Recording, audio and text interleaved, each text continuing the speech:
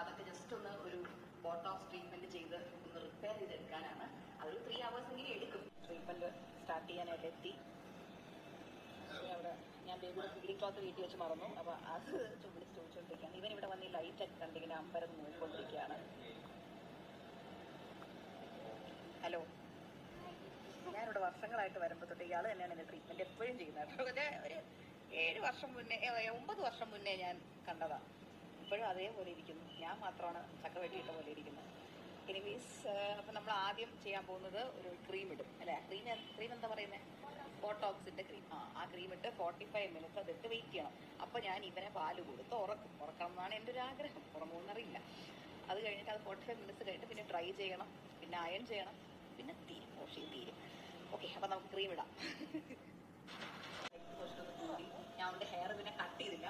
ഇത് നല്ല അലമ്പുണ്ടായിരുന്നു. ഞാൻ